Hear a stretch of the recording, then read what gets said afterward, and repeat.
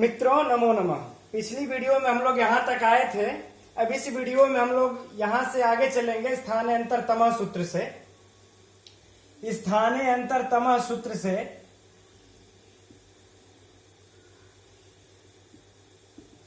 इस सूत्र से ई को यण प्राप्त हो रहा था।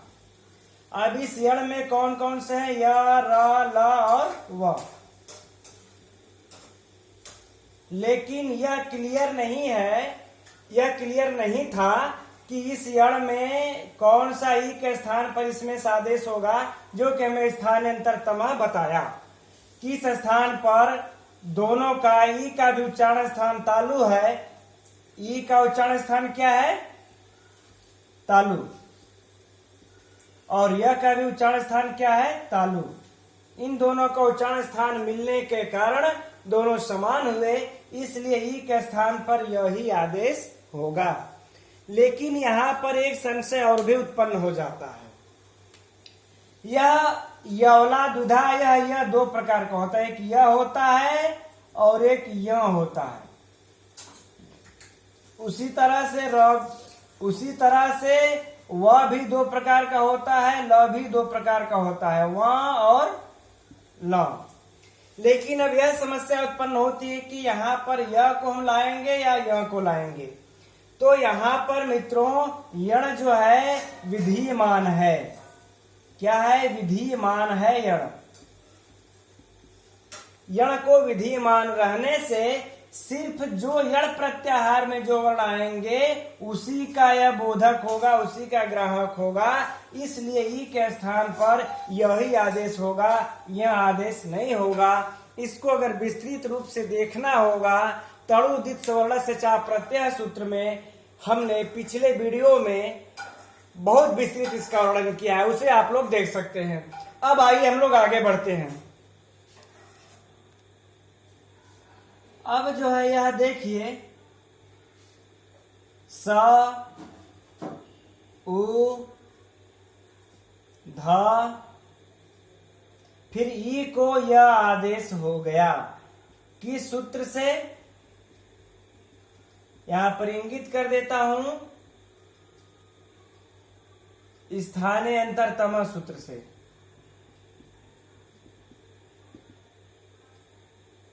स्थानांतरतम सूत्र से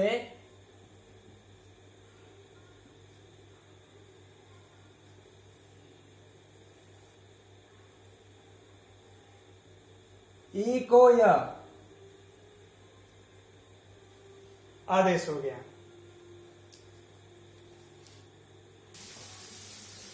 अब यहां पर हम लोग आगे देखेंगे, एक दूसरा सूत्र प्रवृत्त होता है अनच च। अनच च। पहले आइए इस सूत्र के बारे में जान लेते हैं। यह अनच च कहता है कि यर के बाद अच से परे पहले क्या हो? अच हो। यह बार बार परीक्षा में भी पूछता है। यह कैसा सूत्र है? यह विधि सूत्र है। और आप किसी भी इंटरव्यू में भी अगर जाएंगे तो पूछ देता है अनच च कैसा सूत्र है? विधि सूत्र है। किसका विधान करता है? तो सीधे कहिए द्वित्व का विधान करता है। द्वित्व का विधान करता है, द्वित्व विधि सूत्र है। या कहीं भी जाएंगे साधारण तौर पर इंटरव्यू में भी लोग पूछ देते हैं, इसे याद रखिएगा। तो यह क्या कहता है? देखिए, अच से परे, अच से परे क्या हो? यर हो। यर से परे क्या हो? फिर अच हो।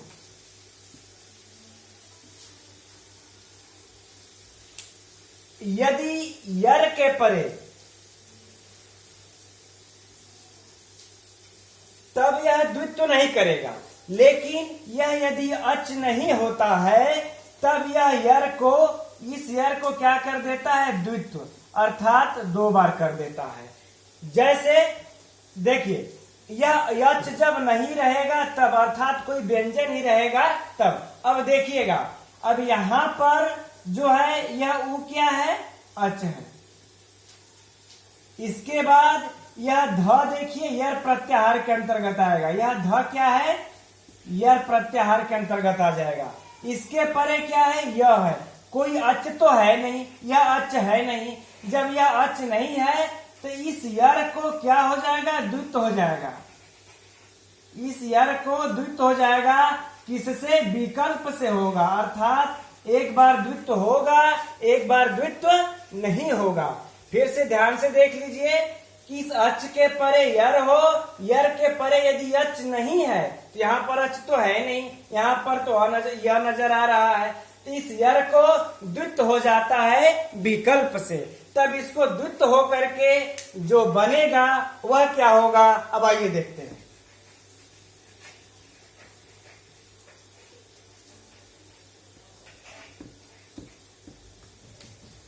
अब देखिए यहां पर सु ध, अब इसी ध को जब द्वित्व हो जाएगा तो यह 2 बार हो जाएगा, फिर यह, फिर उपास से बना। यह क्या किस सूत्र से हुआ, अनच च, अनचि च सूत्र से क्या हो गया, द्वित्व। इतना याद रखिएगा, द्वित्व किसको हो गया, ध को, यर को। अब द्वित्व हो जाने के बाद अब अगला सूत्र प्रवृत्त होता है। अगला सूत्र कहता है, अगला सूत्र जो आता है झलाम जस झसी।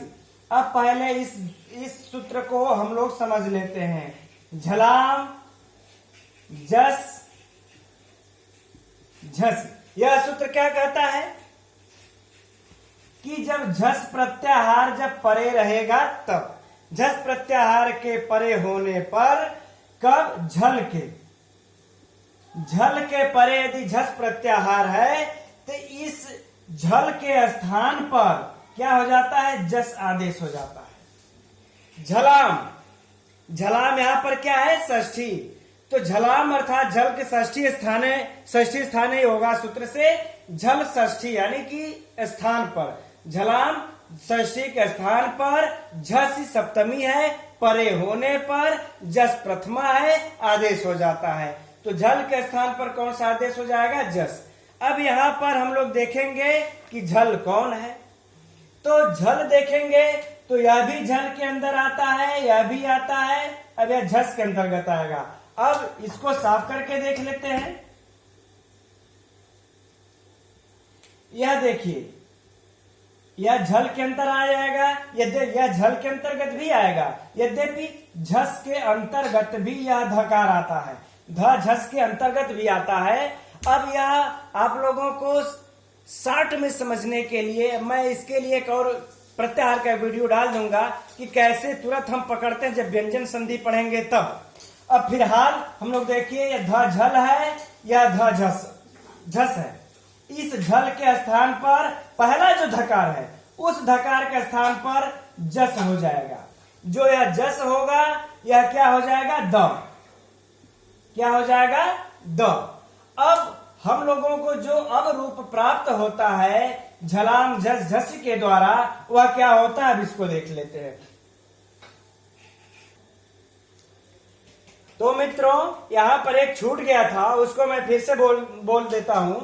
जो अनच च से एक बार द्वित्व हो जाएगा तो ध 2 बार हो जाएगा, और चूंकि यह विकल्प से अनच च करता है, और जब द्वित्व नहीं होने पर एक बार, जब यह ध को द्वित्व नहीं होगा तो सु ध य धन उपास से ही रह जाएगा, और जब द्वित्व हो जाएगा ध को 2 बार तो यह ध यहाँ पर 2 बार लिखा जाएगा, द्वित्व हो जाएगा तो सु ध य धन उपास से, और जब द्वित्व नहीं होगा तो सिर्फ सु ध य धन उपास से।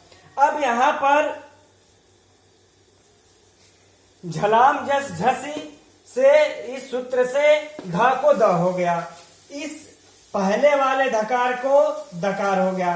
अब हमारा जो बनता है सु द ध य, इस प्रकार से हमें यह 2 रूप प्राप्त होते हैं, एक सु ध य धन उपास, एक सु द ध धन, सु द ध य धन उपास।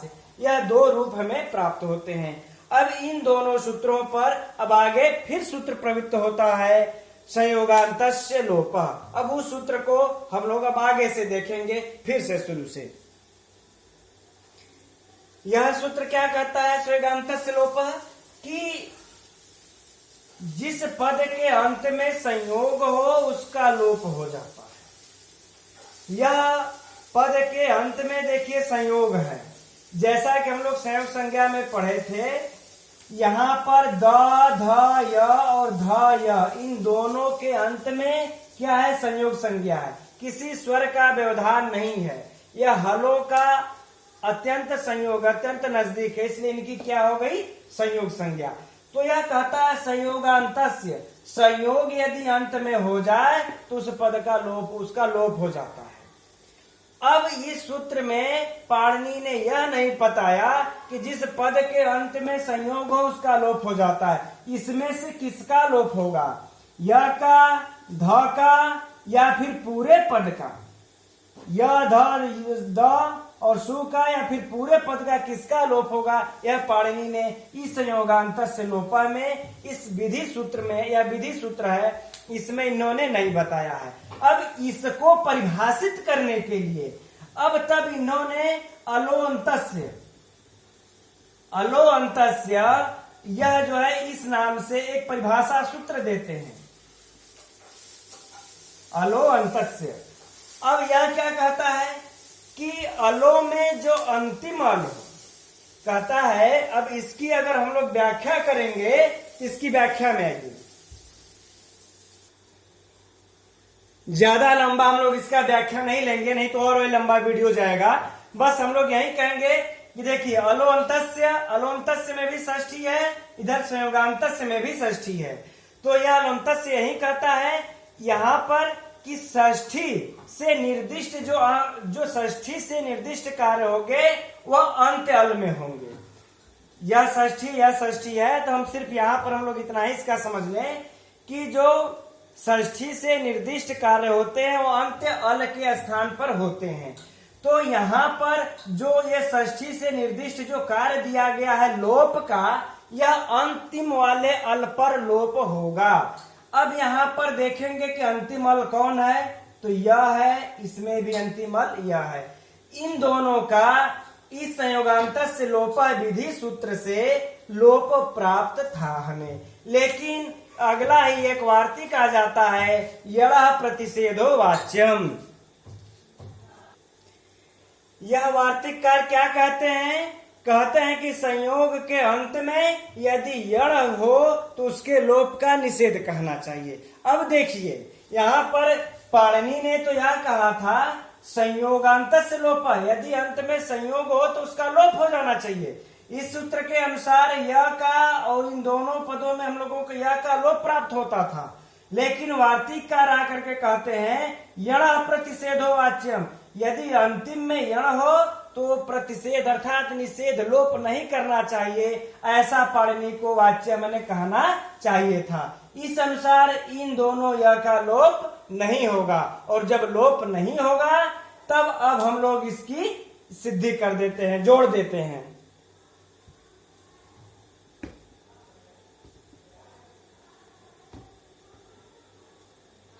जब इसको हम लोग जोड़ेंगे तो देखिए सु ध य,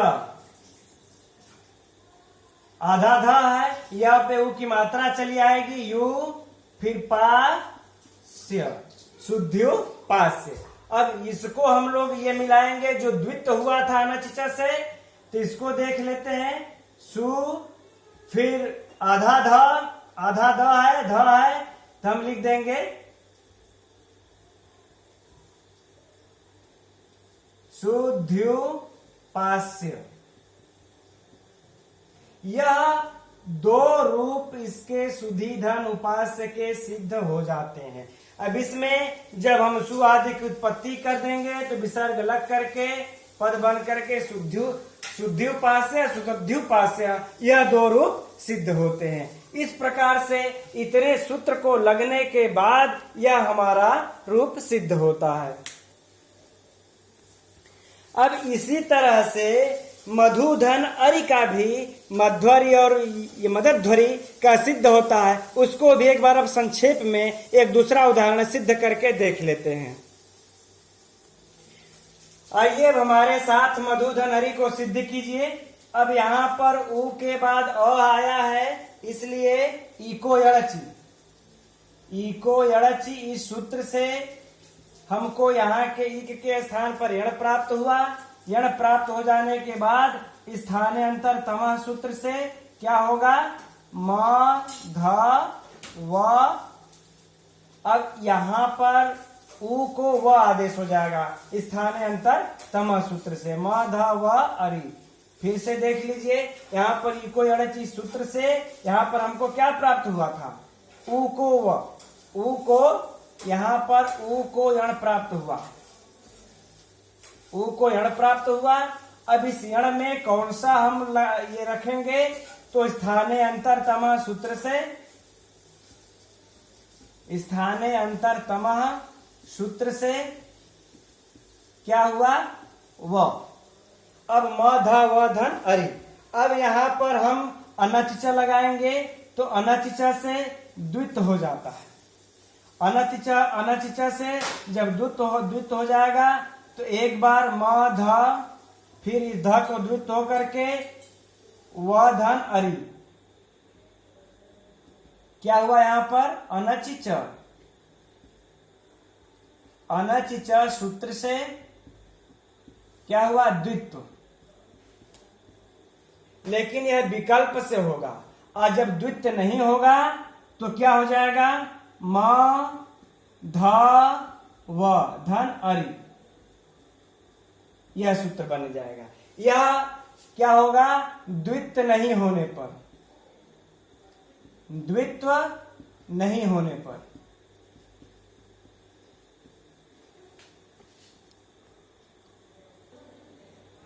अब यहां पर हमें सूत्र जो प्राप्त होता है, झलाम जस झसी। इस झलाम जस झसी सूत्र से ध को क्या हो जाएगा, द।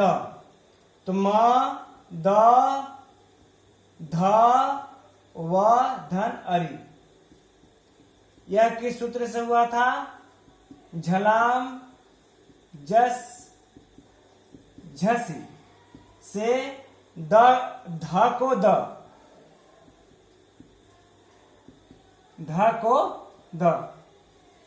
क्या आदेश हो गया, यहां पर जस आदेश हो गया। अब एक रूप हमारा ये बन गया और दूसरा वाला रूप ये वाला तो है ही है, म ध व धन अरि, यह हमारा दो रूप मिल गए। अब यहां पर जो सूत्र प्रवृत्त होता है, पहले क्या होगा, अलोन्तस्य। अलोन्तस्य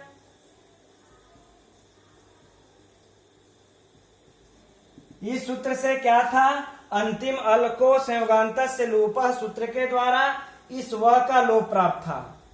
से क्या था, व का जो व है उसका लोप प्राप्त था हमें,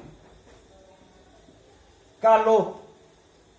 लेकिन यह हमारा कौन सा सूत्र वार्तिक आ जाता है, यड़ा प्रतिषेधो वाच्यम से, अब से लोप था, लेकिन यड़ा प्रतिषेधो वाच्यम इस वार्तिक से क्या हो गया, लोप का निषेध, लोप का निषेध। अब लोप का निषेध हो जाने पर फिर जैसे का तैसे, यह हुआ का निषेध हो गया तो यह जैसे का तैसे रह गया। अब हम लोग इसको रूप बना देते हैं। जब हम लोग इसका रूप सिद्ध कर देते हैं तो एक तो पहला वाले का होगा रूप म द ध रि, म ध हो गया, ध हो गया, व में अ आ गया, मदद ध्वरि। अब सु आदि की उत्पत्ति कर देंगे, मदद ध्वरि। अब इसका रूप हम मिला देंगे, म ध व, इसमें आ गया मदद ध्वरि। यह इसका भी दो प्रकार से रूप बनेगा, पहला ए दूसरा ए, और दोनों सही हैं। यह परीक्षा में अक्सर करके पूछता है, इसलिए हमें इन दोनों का सिद्धि याद करना पड़ेगा। इसी प्रकार से हम धात्रीधन अंशः का भी सिद्ध कर देते हैं। इसी प्रकार से हम धात्रीधन अंशः का भी सिद्ध करते हैं, उसको भी देख लीजिए बहुत थोड़े में। इसका भी उसी प्रकार से सिद्धि हो जाएगी। तो इसका रूप बनेगा पहला धात्रंश, धात्रंश, और दूसरा रूप बन जाएगा धात्रंश। तो इसको हमें याद रखना पड़ेगा, इसको हमें याद रखना पड़ेगा। इसी प्रकार से इसका जो अगला उदाहरण है, ली धन आकृति। इसके जो 4 उदाहरण मुख्य हैं, यही चारों हैं जिसका कि हम लोग वर्णन कर लिए। ली धन आकृति बराबर लाकृति। इसकी भी सिद्धि करने की कोई अब हमारे विचार से आवश्यकता नहीं रह गई है, इसकी आप लोग स्वयं कर सकते हैं।